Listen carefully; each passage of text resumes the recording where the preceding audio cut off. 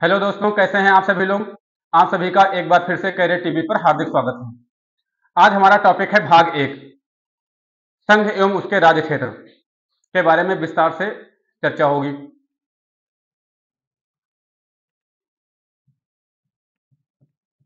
भाग एक,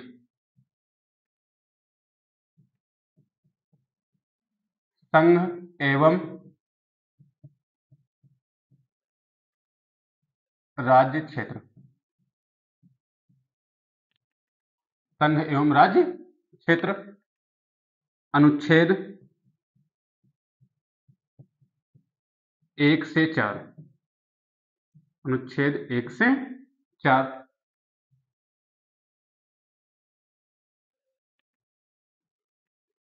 अनुच्छेद 1। अनुच्छेद 1, संघ एवं उसके राज्य क्षेत्र। अनुच्छेद 1 के 3 भाग हैं। अनुच्छेद A1। अनुच्छेद 3 भाग हैं इसके।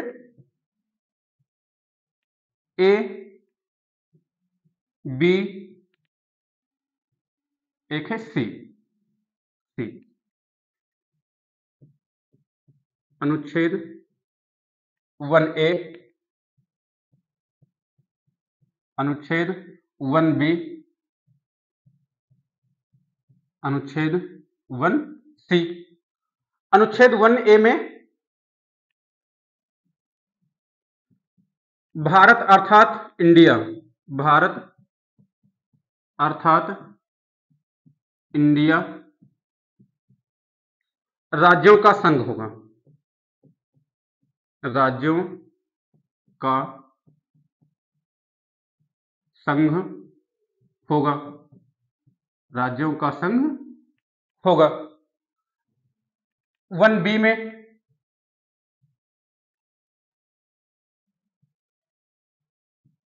राज्य क्षेत्र, राज्य क्षेत्र के अंतर्गत, राज्य क्षेत्र के अंतर्गत अनुसूची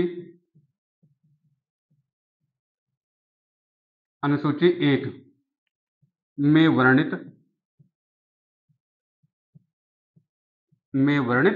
क्षेत्र। भारत का नाम भारत अर्थात इंडिया किस अनुच्छेद में वर्णित है? तो अनुच्छेद 1 में भारत जो है राज्यों का एक संघ होगा और यह संघीय मॉडल कनाडा मॉडल पर आधारित होगा। तो संघीय भारत में जो संघीय व्यवस्था ली गई या किस देश के संविधान से ग्रहण की है? तो कनाडाई मॉडल। अनुच्छेद A-B में राज्य क्षेत्र के अंतर्गत अनुसूची 1 में वर्णित क्षेत्र शामिल होंगे, यानी जिन राज्यों का, जिन केंद्र शासित प्रदेशों का अनुसूची 1 में वर्णन है वह भारतीय संघ में शामिल होंगे। अनुच्छेद 1C के तहत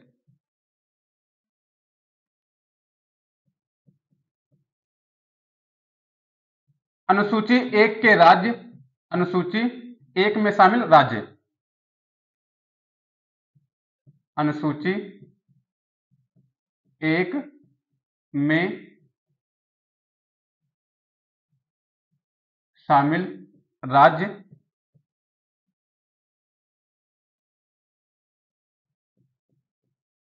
अनुसूची 1 में शामिल राज्य, अनुसूची 1 में शामिल संघ राज्य क्षेत्र, 1 में शामिल संघ राज्य क्षेत्र, संघ राज्य क्षेत्र, अर्जित क्षेत्र, अर्जित क्षेत्र। पुनः देख लीजिए अनुच्छेद 1। अनुच्छेद एक। अनुच्छेद एक, संघ एवं उसके राज्य क्षेत्र। अनुच्छेद एक के 3 भाग हैं। ए, अनुच्छेद 1 का ए पार्ट, भारत अर्थात इंडिया राज्यों का संघ होगा। अनुच्छेद 1 बी, भारतीय राज्य क्षेत्र में, भारतीय संघ क्षेत्र में वे क्षेत्र शामिल होंगे जो अनुसूची 1 में वर्णित हैं।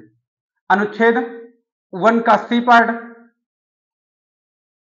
भारतीय राज्य क्षेत्र में वे राज्य शामिल होंगे जो अनुसूची 1 में राज्य हैं, अनुसूची 1 में केंद्र शासित प्रदेश हैं, व ऐसे राज्य भी भारतीय संघ में शामिल हैं जिन्हें भारतीय सरकार द्वारा अर्जित किया गया है। तो संघ में कौन कौन से शामिल होंगे? संघ में शामिल, संघ में शामिल, तो संघ में अनुसूची 1 में वर्णित राज्य शामिल होंगे, अनुसूची 1 में वर्णित केंद्र शासित प्रदेश शामिल होंगे और अर्जित क्षेत्र भी भारतीय संघ में शामिल होंगे। अगला है अनुच्छेद 2। अनुच्छेद 2, अनुच्छेद 2 के अंतर्गत जो राज्य भारतीय संघ में शामिल नहीं है पहले से, या जिनका अस्तित्व भारतीय संघ में नहीं है, तो उन्हें भी भारतीय संघ में शामिल किया जाएगा, उनकी स्थापना की जा सकती है। तो अनुच्छेद 2,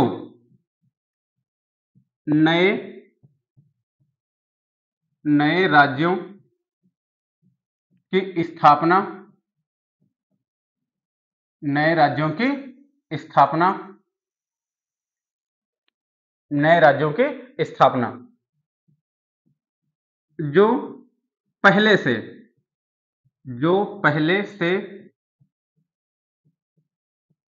भारतीय संघ में शामिल नहीं है, जो पहले से भारतीय संघ में शामिल नहीं है, शामिल नहीं है। इसका मतलब है कि जैसे देखिए कि ये भारत का मैप है इस तरीके से,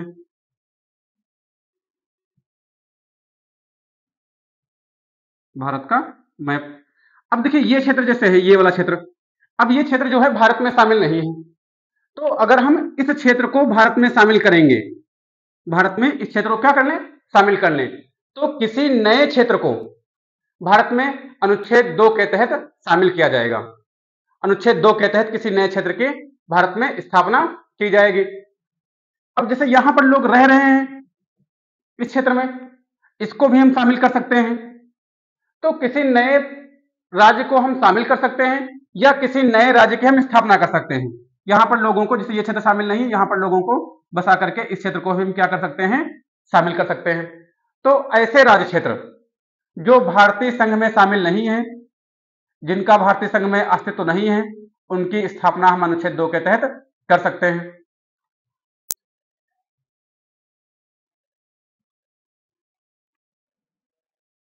कैसे? कैसे?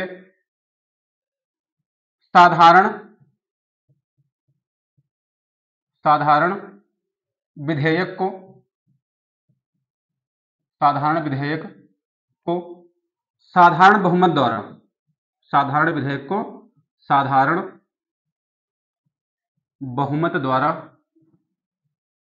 साधारण बहुमत द्वारा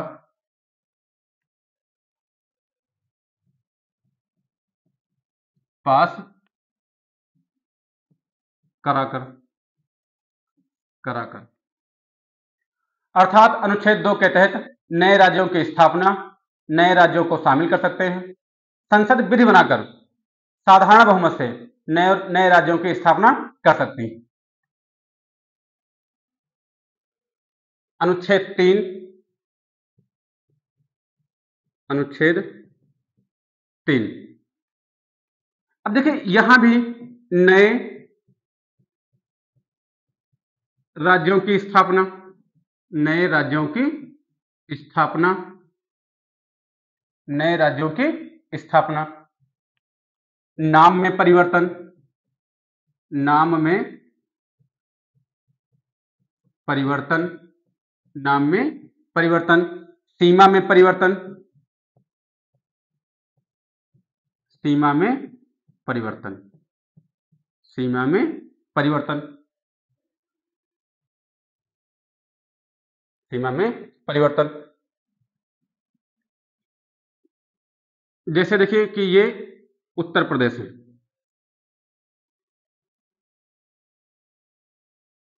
उत्तर प्रदेश, ठीक है। जैसे मान लीजिए कि ये जो है उत्तर प्रदेश है, उत्तर प्रदेश। ये इधर बिहार, इधर बिहार। अब देखिए संसद साधारण विधेयक के द्वारा, साधारण विधेयक के द्वारा संसद दो राज्यों को एक राज्य बना सकती है। इन दोनों राज्यों से एक राज्य बना सकती है, इन दो राज्यों से तीन राज्य बना सकती है, तीन राज्य हो जाएंगे। किसी राज्य की सीमा में परिवर्तन कर सकती है, राज्य है इसकी सीमा बदल देगा, इस तरीके से राज्य कर देगा, सीमा में परिवर्तन कर सकती है संसद। किसी राज्य के नाम में परिवर्तन, किसी राज्य की सीमा में परिवर्तन, दो राज्यों से एक राज्य का गठन, एक राज्य से दो राज्यों का गठन, संसद साधारण बहुमत से साधारण विधेयक पारित करा करके ऐसा प्रावधान कर सकती है। परंतु दो शर्तें हैं,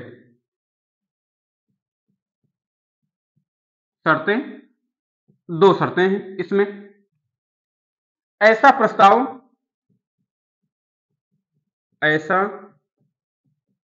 प्रस्ताव राष्ट्रपति की पूर्व अनुमति से लाया जाएगा। ऐसा प्रस्ताव राष्ट्रपति की पूर्व अनुमति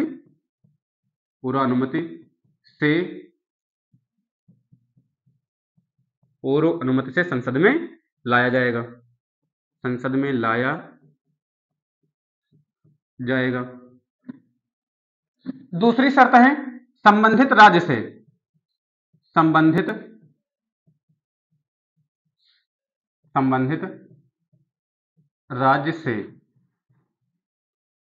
सुझाव, संबंधित राज्य से सुझाव मांगा जाएगा, संबंधित राज्य से सुझाव मांगा जाएगा। सुझाव मांगने के लिए संसद बाध्य नहीं है। एक पॉइंट इसमें और लिख लीजिए, सुझाव मानने के लिए, सुझाव मानने के लिए संसद बाध्य नहीं। किसी एक राज्य को दो राज्यों में विभक्त करना है तो संसद के समक्ष यह प्रस्ताव राष्ट्रपति की पूर्व अनुमति से लाया जाएगा। सबसे पहले राष्ट्रपति को सूचित किया जाएगा। जिन राज्यों से संबंधित यह प्रस्ताव है, राष्ट्रपति उन राज्यों के विधानमंडल से सुझाव मांगेगा नियत समय के भीतर। नियत समय के भीतर अगर विधानमंडल ने सुझाव नहीं दिया तब भी संसद वह प्रस्ताव पारित कर सकती है। यदि विधानमंडल ने कुछ सुझाव दिया परंतु संसद उस सुझाव को नहीं मान रही है या संसद उन कानूनों में कुछ परिवर्तन कर रही है तो दोबारा फिर से विधानमंडल के पास वह प्रस्ताव नहीं भेजा जाएगा।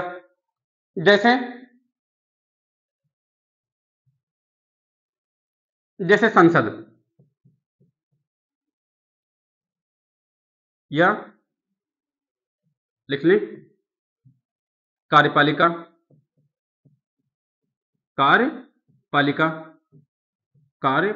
यानी मंत्रिपरिषद, कार्यपालिका मंत्री परिषद, कार्यपालिका अर्थात मंत्री परिषद। सबसे पहले ही राष्ट्रपति से सुझाव मांगेंगे। राष्ट्रपति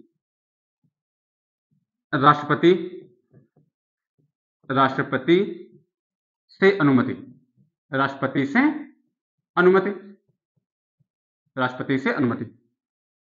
राष्ट्रपति को राष्ट्रपति को पूरा प्रस्ताव देंगे। राष्ट्रपति उस प्रस्ताव पर राष्ट्रपति से अनुमति, राष्ट्रपति विधानसभा, संबंधित राज्य की विधानसभा से सुझाव मांगेगा। संबंधित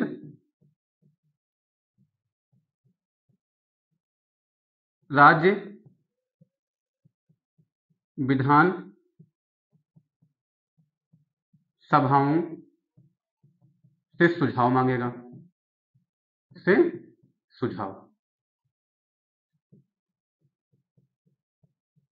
मांगेगा नियत समय के भीतर, राष्ट्रपति द्वारा नियत समय के भीतर। ये राष्ट्रपति द्वारा समय दिया जाएगा नियत समय के भीतर, नियत समय के भीतर, नियत समय के भीतर। विधानसभा पुनः राष्ट्रपति को सुझाव दे वापस करेगी। विधानसभा द्वारा प्रस्तुत विधेयक पर सुझाव, प्रस्तुत विधेयक पर सुझाव, विधानसभा द्वारा प्रस्तुत विधेयक पर सुझाव दिया जाएगा। अगर विधानसभा ने नियत समय के भीतर राष्ट्रपति को कोई सुझाव नहीं दिया तो संसद आगे की कार्रवाई प्रारंभ कर देगी। विधानसभा द्वारा विधेयक पर सुझाव,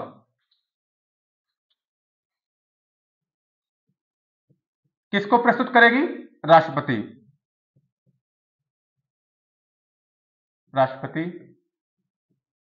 को। अब पुनः राष्ट्रपति के द्वारा जो सुझाव मिला है वह राष्ट्रपति संसद को देगा।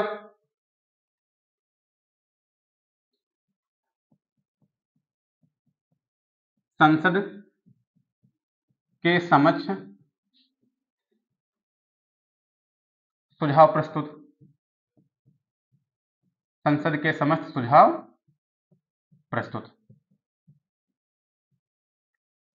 संसद सुझाव मानने के लिए बाध्य नहीं, संसद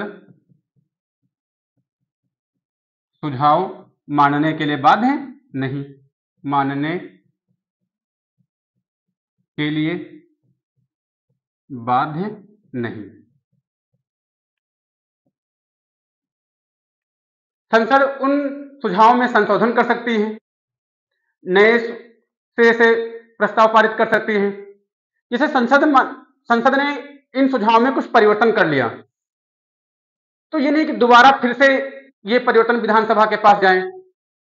अब ये दोबारा विधानसभा के पास नहीं जाएंगे, बस एक ही बार विधानसभा के पास सुझाव के लिए जाएंगे, दोबारा नहीं जाएंगे। संसद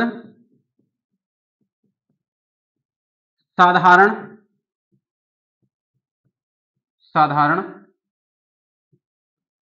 विधेयक के माध्यम से, साधारण विधेयक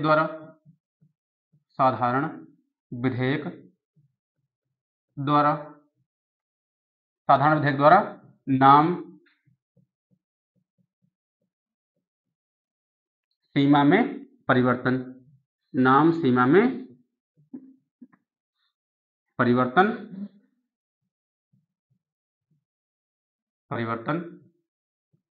कर सकती हैं। इसे अनुच्छेद 368 के तहत संविधान संशोधन नहीं माना जाएगा।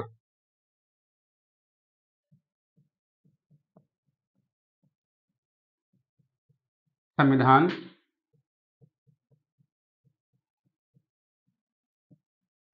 संशोधन नहीं माना जाएगा, नहीं माना जाएगा। अब यहां एक बात ये नोट कर लीजिए, सबसे महत्वपूर्ण बात है कि किसी राज्य की स्थापना, नाम में परिवर्तन, सीमा में परिवर्तन संबंधी प्रस्ताव संसद में तभी लाया जाएगा, संसद में राष्ट्रपति की पूर्व अनुमति के बाद ही लाया जाएगा।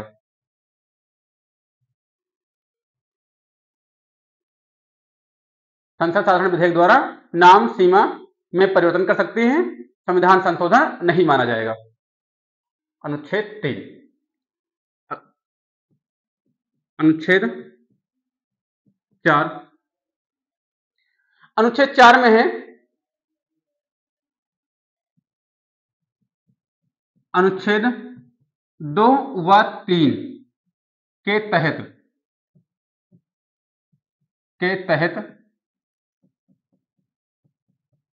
संसद द्वारा बनाई गई विधि, संसद द्वारा बनाई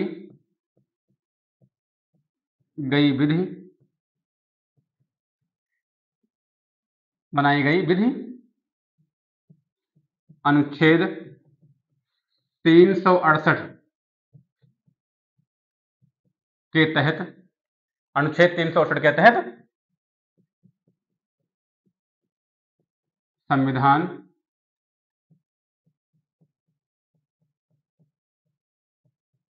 संशोधन नहीं माना जाएगा, संविधान संशोधन नहीं माना जाएगा, नहीं माना जाएगा। जो विधि बनाई जाएगी वह साधारण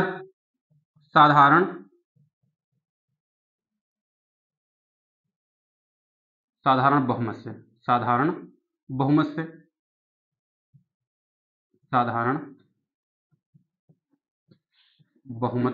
से या साधारण विधेयक द्वारा, साधारण विधेयक द्वारा। अगर किसी नए राज्य को शामिल किया जाएगा, किसी राज्य के नाम में परिवर्तन किया जाएगा, किसी राज्य की सीमा में परिवर्तन किया जाएगा, तो संसद द्वारा जो कानून बनाया जाएगा उसे साधारण विधेयक के द्वारा पारित किया जाएगा, उसे अनुच्छेद 368 के तहत संविधान संशोधन नहीं माना जाएगा। जैसे संविधान में आप पढ़ते होंगे कि संविधान संशोधन, पहला संविधान संशोधन, दूसरा संविधान संशोधन, 42वां संविधान संशोधन, 48वां संविधान संशोधन। तो इस प्रकार से संविधान संशोधन नहीं माना जाएगा। ये नहीं कि उसमें एक संविधान संशोधन ही बढ़ जाए कि अगर किसी नए राज्य को शामिल किया है तो एक संविधान संशोधन बढ़ गया।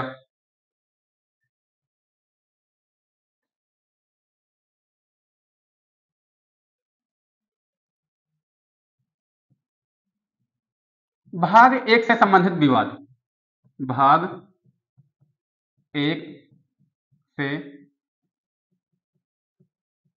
संबंधित विवाद, भाग 1 से संबंधित कुछ विवाद भी। 1958 में नेहरू और पाकिस्तान के नून के मध्य समझौता हुआ, जिसके तहत भारत ने बेरूबाड़ी क्षेत्र पाकिस्तान को सौंप दिया, जिसके कारण सरकार की बड़ी आलोचना हुई, विपक्ष ने सरकार की बड़ी आलोचना की। तो सरकार ने अनुच्छेद 143 के तहत सर्वोच्च न्यायालय से इस मामले पर परामर्श मांगा। सर्वोच्च न्यायालय ने कहा कि अनुच्छेद 2 व 3 में हम किसी नए राज्य को शामिल कर सकते हैं। अनुच्छेद 2 के तहत हम किसी नए राज्य को अपने क्षेत्र में शामिल कर सकते हैं। अनुच्छेद 3 के तहत हम अपने राज्यों में ही अपनी सीमा के भीतर नए राज्यों की स्थापना कर सकते हैं, परंतु हम अपना क्षेत्र किसी को सौंप दें, अपना क्षेत्र किसी को दे दें, इसका वर्णन अनुच्छेद 2 व 3 में नहीं है। अनुच्छेद 2 व 3 के तहत संसद को यह अधिकार प्राप्त नहीं है। किसी अपने क्षेत्र को किसी अन्य देश को सौंपेंगे तो हमारे देश का क्षेत्रफल कम होगा, किसी राज्य का क्षेत्रफल कम होगा। तो इसके लिए अनुच्छेद 368 के तहत संविधान संशोधन के द्वारा ऐसा कार्य कर सकते हैं, संविधान संशोधन के द्वारा ऐसा कार्य कर सकते हैं। तब 9वां संविधान संशोधन 1960 में संसद ने संविधान संशोधन किया और बेरूबाड़ी क्षेत्र पाकिस्तान को सौंप दिया। नंबर 1, बेरूबाड़ी विवाद। बेरूबाड़ी विवाद। बेरूबाड़ी विवाद 1958 नेहरू नून समझौता। 1958 में नेहरू नून समझौता हुआ। इस समझौते के द्वारा बेरूबाड़ी राज्य क्षेत्र पाकिस्तान को सौंपा गया। बेरूबाड़ी क्षेत्र पाक को सौंपा गया। पाक को सौंपा गया। देश में इसकी बड़ी आलोचना हुई। विपक्ष ने बड़ी आलोचना की। आलोचना के कारण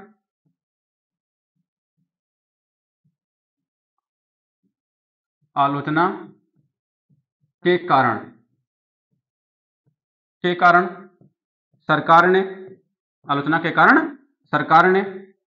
अनुच्छेद 143 के तहत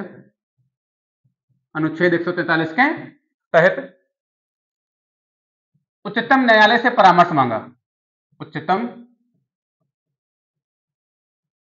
न्यायालय से परामर्श मांगा। उच्चतम न्यायालय से परामर्श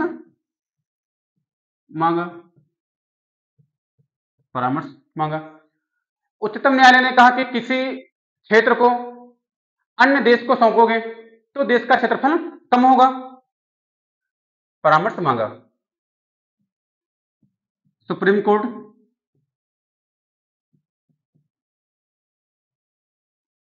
ने कहा, सुप्रीम कोर्ट का सुझाव अनुच्छेद 2 व 3 के तहत किसी क्षेत्र को अन्य देश को सौंपने का अधिकार नहीं।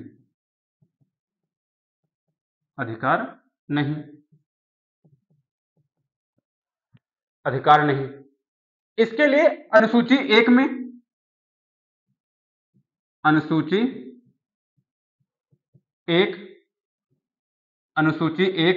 व अनुच्छेद 1 में संशोधन करना पड़ेगा। क्योंकि अनुसूची 1 में आपने पढ़ा ही था कि अनुसूची 1 संघ एवं राज्य क्षेत्र, तो अनुसूची 1 में भी संशोधन करना पड़ेगा। भाई कोई क्षेत्र अन्य देश के पास चला जाएगा तो किसी क्षेत्र की सीमा कम होगी, तो अनुसूची 1 में उसकी सीमा में संशोधन करना पड़ेगा। तो अनुसूची 1 व अनुच्छेद 1 में संशोधन करना पड़ेगा। अनुच्छेद 1 में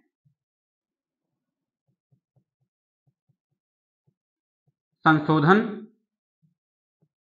करना पड़ेगा।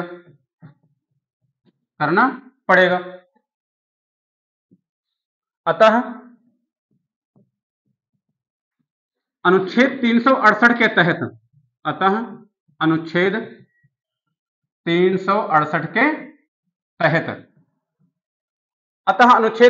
के तहत संविधान संशोधन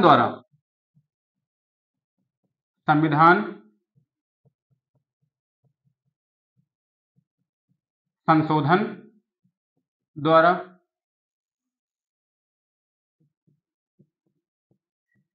भारतीय राज्य क्षेत्र का अध्यर्पण मतलब किसी अन्य देश को सौंपना। भारतीय राज्य क्षेत्र का हिस्सा अन्य देश को सौंप सकते हैं।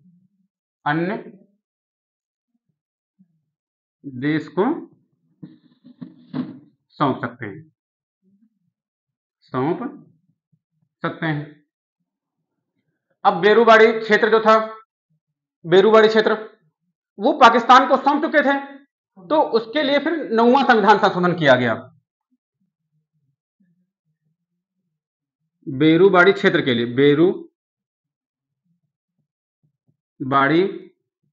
बेरूबाड़ी क्षेत्र को पाक को सौंपने के लिए, पाकिस्तान को सौंपने के लिए संसद ने 9वां संविधान संशोधन, 9वां संविधान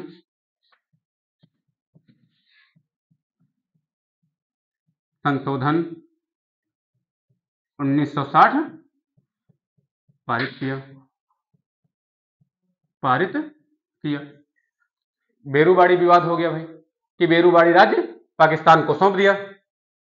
दूसरा है भारत बांग्लादेश, भारत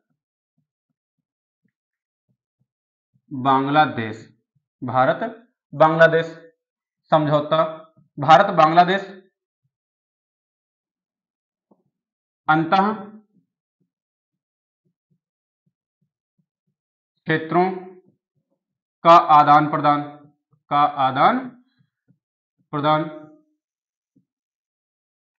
प्रदान समझौता 1974, समझौता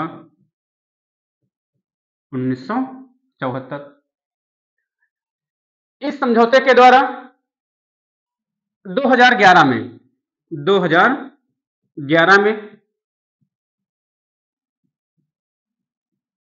भारत ने 111 क्षेत्र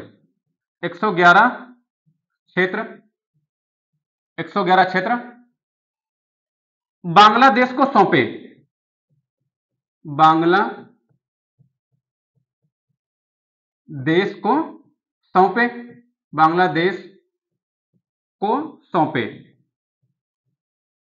बांग्लादेश को सौंपे। बांग्लादेश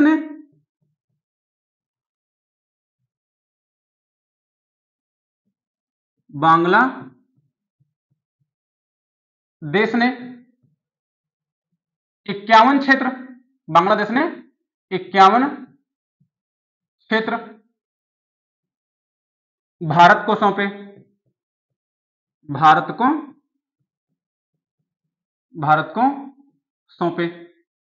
अब देखिए इस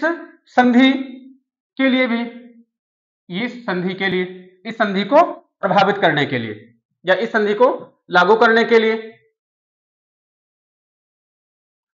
119वां संविधान संशोधन, देखिए 119वां है गणना की दृष्टि से। जैसे पहला संविधान संशोधन लाया गया, पास हो गया, दूसरा संविधान संशोधन लाया गया, पास हो गया, तीसरा लाया गया, ना पास हो, चौथा लाया गया हो, ना पास हो, पांचवा लाया गया हो, तो कहेंगे कि अगर प्रस्तुत कौन सा किया गया तो कहेंगे प्रस्तुत किया गया पांचवा, परंतु संशोधन ये कौन सा हुआ तो संशोधन हुआ तीसरा, क्योंकि बीच में 2 स्थल हो गए। तो प्रस्तुत की दृष्टि से देखें तो 119वां, परंतु पास कौन सा संविधान हुआ, कौन सा संविधान संशोधन लागू हुआ तो 100वां। तो 119वां संविधान संशोधन 119वां संविधान संशोधन 2013 संसद में प्रस्तुत, संसद में प्रस्तुत 2015 में संशोधन पास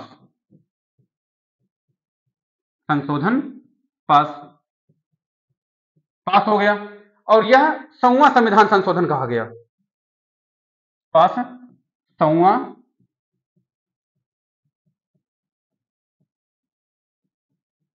संविधान संशोधन, 100वां संविधान संशोधन, 100वां संविधान संशोधन कहलाया।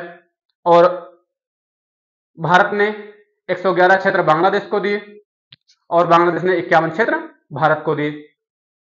अब 100वें संविधान संशोधन के कारण ही अनुसूची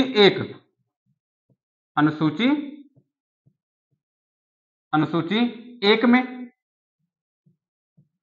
असम, मेघालय, त्रिपुरा, पश्चिम बंगाल के क्षेत्रों में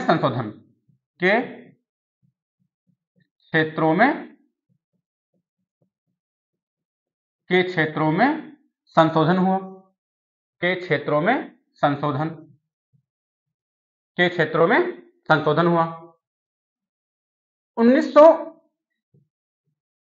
1969 में एक तीसरा वाद है। 1969 में उच्चतम न्यायालय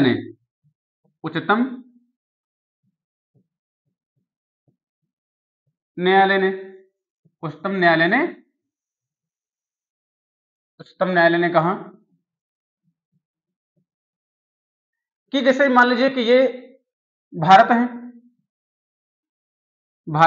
और ये कोई अन्य राज्य है, तो अगर सीमाओं में कोई अगर विवाद होगा, सीमाओं की अगर अदला बदली होगी कि ये सीमा इधर बढ़ाई गई है, इस तरीके से घटाई गई, अगर इन सीमाओं में कोई समझौता होगा, कोई संधि होगी, तो इन सीमाओं के मामले में समझौता संधि करने के लिए संविधान संशोधन करना नहीं पड़ेगा।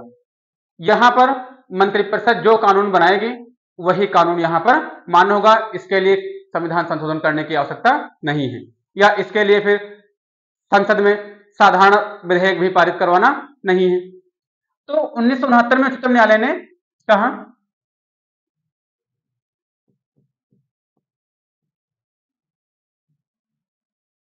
सीमाओं के निर्धारण में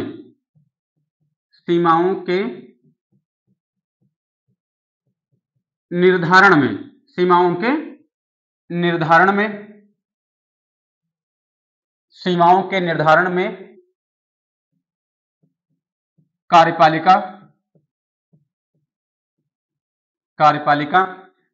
मतलब मंत्रिपरिषद, कार्यपालिका अर्थात मंत्रिपरिषद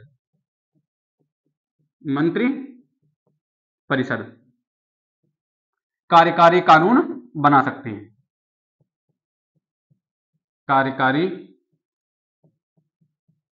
कानून बना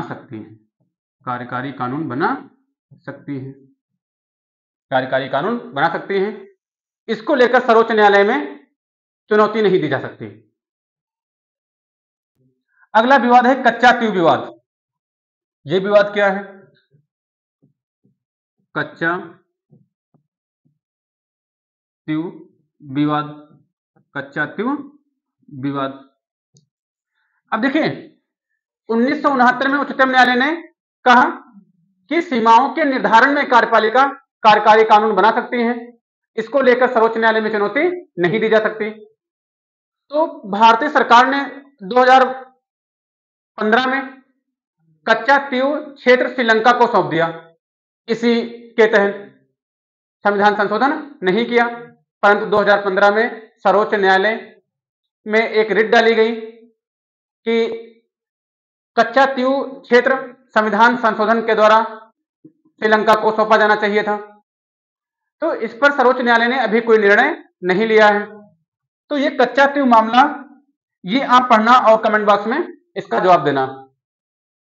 तो आज के क्लास में इतना ही। मिलते हैं अगली क्लास में पुनः।